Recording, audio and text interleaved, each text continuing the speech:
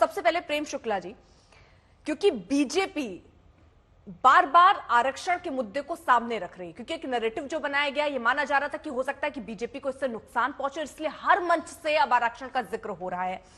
हालांकि 2014 से पहले 20-22% वोट जो है वो कांग्रेस को और बीजेपी को ऐसे मिल जाते थे, क्षेत्रीय दलों को 50% के करीब मिला करते थे। लेकिन 2014 के बाद से तस्वीर बदली है, ये वोट बैंक बढ़ा है और 19 तक आते आते 44% बीजेपी को वोट करने लगे। तो क्या यही सब गणित सोच समझने के बाद ये स्ट्रैटेजी बनाई जा रही है कि आरक्षण का मुद्दा रखा जाए सामने और इसको मुसलमान और हिंदू में भी बांट दिया जाए? देखिए, अनुसूचित जाति, जनजाति और पिछड़े के अधिकार को संरक्षित करना क्या चुनावी मुद्दा नहीं होना चाहिए? क्या संविधान सभा ने यह तय नहीं किया था कि धर्म के आधार पर इस देश में आरक्षण नहीं होगा? क्या यह सत्य नहीं है कि कांग्रेस और उसकी बगल बच्चा दलों ने जो है बारंबार यह प्रयास किया कि संविधान की जो आत्मा है उसके विरुद्ध जाकर धर्म के आधार पर आरक्षण किया जाए? धर्म के आधार पर आरक्षण जो है आंध्र प्रदेश की सरकार ने 2004 में दिया था या नहीं दिया था? 2006 में जस्टिस रंगनाथ मिश्र आयोग की जो रिपोर्ट है उसमें मुस्लिमों को मजहब के आधार पर आरक्षण देने की सिफारिश की गई या नहीं की गई? ओबीसी के 6% आरक्षण को लेकर जो है वो मुसलमानों के कटोरे में डालने का प्रयास किया गया या नहीं किया गया? 2009 में कांग्रेस के घोषणा पत्र में ये था या नहीं था? 2011 में डॉक्टर मनमोहन सिंह सरकार की कैबिनेट नोट ये थी कि नहीं थी? एससी सरकार जो अनुसूचित जात आयोग है उसने 2011 में सुप्रीम कोर्ट में क्या इस तरह का शपथ पत्र नहीं दिया था? क्या बारंबार जो है मुस्लिम आरक्षण की बात इंडी अलायंस के तमाम साथी दल करते रहे या नहीं करते रहे? 2012 में स्वयं राहुल गांधी ने ये बात कही है या नहीं कही है? तो अगर हम इनकी बातों को जनता के समक्ष रखते हैं कि लालू प्रसाद यादव कहते हैं कि 100% जो है आरक्षण मुसलमानों को दिया जाना चाहिए, हालांकि शाम में जब उनको लगता है कि पिछड़ा समाज उससे नाराज हो जाएगा तो वो पलट जाते हैं, तो उनके असली चेहरे को जनता के समक्ष रखना क्या यह हमारा दायित्व नहीं है? और हम उस दायित्व का निर्वाह करें तो आपत्ति क्या है? ठीक है नीरज मिश्रा जी, क्योंकि आरक्षण का कार्ड तो पहले आपकी तरफ से चल दिया गया। आपने कहा देखिए 400 पार का नारा ही इसलिए बुलंद किया जा रहा है क्योंकि आरक्षण खत्म करना है, लेकिन इसमें किस तरह आपको घेर लिया गया, यानी आपकी बॉल को बाउंड्री पार तो नहीं पहुंचा दिया गया? अर्पिता जी, देश के आम जनमानस की तरह आजकल हम भी प्रधानमंत्री जी के लिए दुआ कर रहे हैं, क्योंकि जिस तरीके के बयान देते हैं और जैसा भद्दा बयान कल दिया था, आज उसी श्रेणी में एक कदम और आगे बढ़ गए। हम लोग तो दुआ करते हैं कि उनकी सेहत दुरुस्त रहे और वो ठीक बातें करें, क्योंकि 7 दिन के प्रधानमंत्री हैं।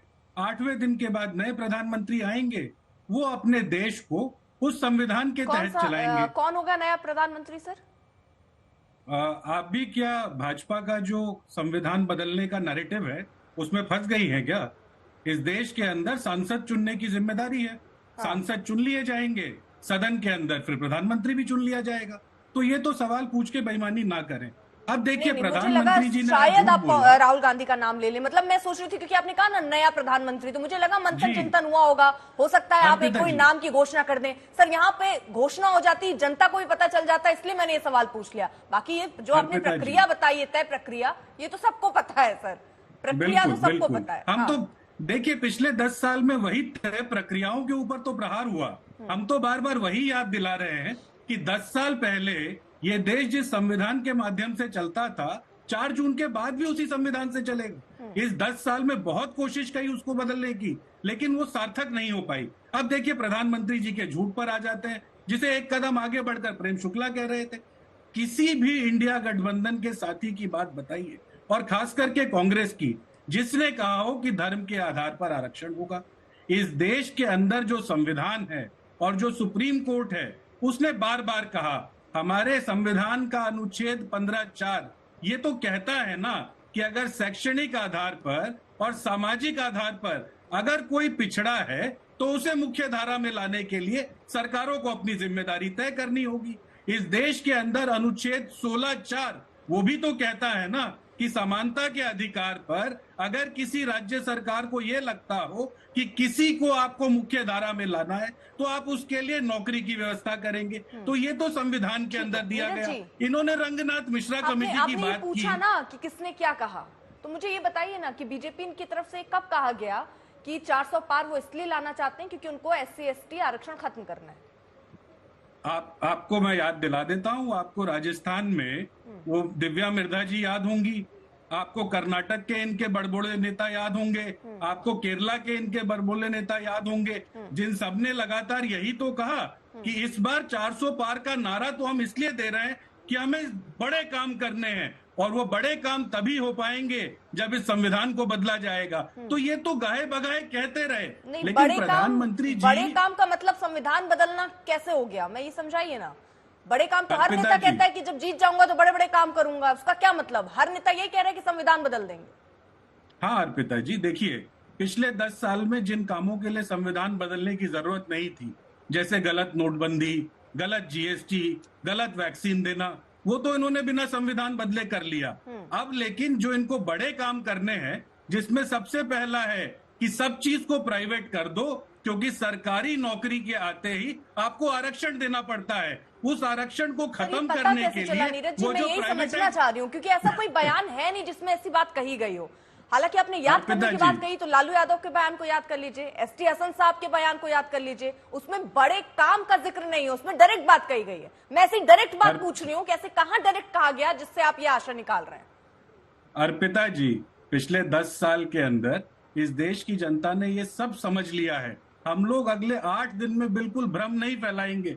हम तो सीधा सीधा बता देंगे कि जैसा सच्चर कमेटी की रिपोर्ट में कहा गया था, रंगनाथ मिश्रा कमेटी की रिपोर्ट में कहा गया था, और जिस तरीके से संविधान में कहा गया है, किसी को भी अगर मुख्य धारा में लाने के लिए सरकार को कुछ प्रावधान करना होगा, वो करेगी। लेकिन इसका मतलब ये नहीं कि आप किसी जाति विशेष पर चले जाएं, किसी समुदाय विशेष पर चले जाएं। आप इसका जवाब दे पाएंगे तो मैं जरा अगले मेहमान के पास जाऊंगा। अर्पिता जी, ठीक है, मैं समझ गई। मैं बड़े काम को संविधान परिवर्तन से जो मतलब कैसे पता चला सर?